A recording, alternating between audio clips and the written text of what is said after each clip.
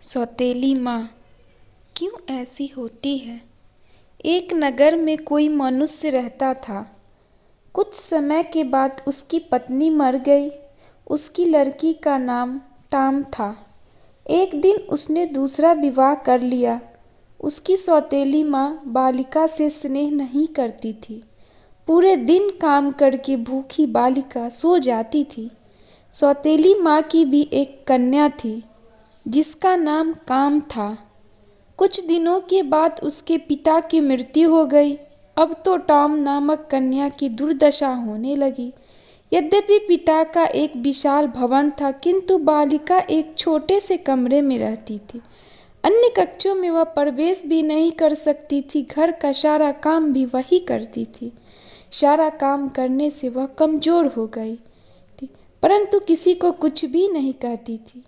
एक दिन सौतेली माँ ने उसे लकड़ी लेने वन को भेजा। उसने विचार किया, अच्छा होता यदि इसे कोई भेड़िया खा जाता, लेकिन मारने वाले से बचाने वाले बलवान होता।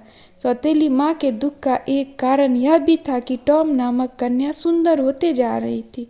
एक दिन सौतेली माँ ने दोनों कन्याओं को कहा, गांव के तालाब से मछलियाँ पकड़ लाओ। जो अधिक मछलियाँ नहीं लाएगी उसे रात में भोजन नहीं मिलेगा। टॉम नामक बालिका ने विचार किया, यह नियम केवल मेरे लिए लागू होगा।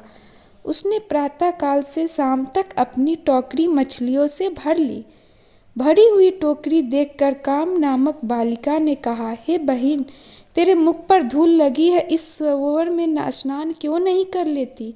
जब टॉम स्नान करने गई तब काम उसकी मछलियों से भरी टोकरी लेकर घर की ओर चल पड़ी। टॉम विलाप करने लगी। कुछ समय बाद सरोवर से एक जलपरी निकली। उसने विलाप का कारण पूछा। बालिका ने सारा वृत्तांत कह सुनाया। जलपरी ने कहा, हे पुत्री, शोक मत कर, तेरी टोकरी मैंने सुनहरे मछलियों से डाल दी है। तुम उसे अपने घर के पास वाले कुएं में डाल दे, वह तुम्हारी मन की इच्छा पूर्ण करेगी। उसने वैसा ही किया। वह मछली प्रतिदिन उसके साथ बातें करती थी। सौतेली माँ को शक हुई। उसने टॉम नामक बालिका को एक दिन बाहर भेज दिया। सौतेली माँ ने उस मछली को कुएं से निकाला और उसे खा गई। शाम को टॉम कुएं के पास आई और मछली को पुकारा, परंतु कोई उत्तर नहीं मिला। वह करुणा विलाप करने लगी। तब जलपरी ने कहा, शोक मत कर, मछली की हड्डियों को अपने कमरे में गाड़ दो। टॉम नामक कन्या ने वैसा ही किया। उस समय उसे एक सुंदर साड़ी मिली। दूसरे दिन उत्सव था। सौतेली माँ ने चावल और चने मिलाकर टॉम नामक कन्या को कहा, तुम इन चावलों में से चनों को अलग कर। ऐसा कहकर सौतेली माँ अपनी लड़की के साथ मेला देखने चली गई। आंसू बताती हुई कन्या ने विचार किया, मैं साड़ी पहनकर मेले में कैसे जाऊंगी। उसी समय हजारों चिड़िया वहां आ गई। क्षण भर में ही चावलों में से चनों को अलग कर दिया। वह शीघ्र ही साड़ी और जूते पहनकर राजकुमारी की तरह मेले में पहुंची।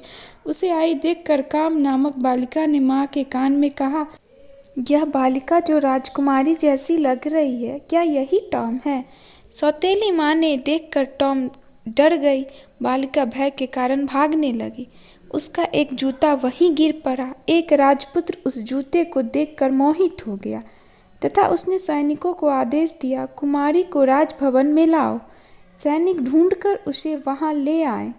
सुंदरी बालिका को देखकर राजपुत्र ने उसे महारानी बना दिया।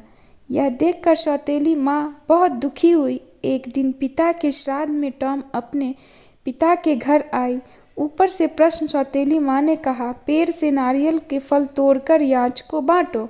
जब वह वृक्ष पर चढ़ी तो सौतेली माँ ने वृक्ष को काट दिया। वह स्वयं रोती हुई राजा को कहने लगी, हाय, मेरी पुत्री नारियल के वृक्ष से गिर गई और मर गई। गिरी हुई बालिका को उठाकर एक वृद्ध स्त्री अपने घर ले गई तथा उसका उपचार भी किया। कुछ दिनों के बाद वह स्वस्थ हो गई। इधर सौतेली माँ अपनी पुत्री को राजमहल ले गई तथा राजा को कहने लगी, मेरी पुत्री को महारानी बना लो। राजा ने उसकी प्रार्थना स्वीकार कर लिया। एक दिन राजा शिकार खेलने वन में गया। देखते देखते सर्वत्र अंधकार छा गया। उसी वन में कहीं दूर उसने एक जलते हुए दीपक को देखा। बहुत समय बाद वह वहां पहुंचा।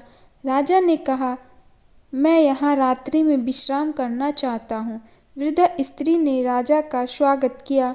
वहाँ टॉम को देखकर राजा को आश्चर्य हुआ और वह आनंदित भी हुआ।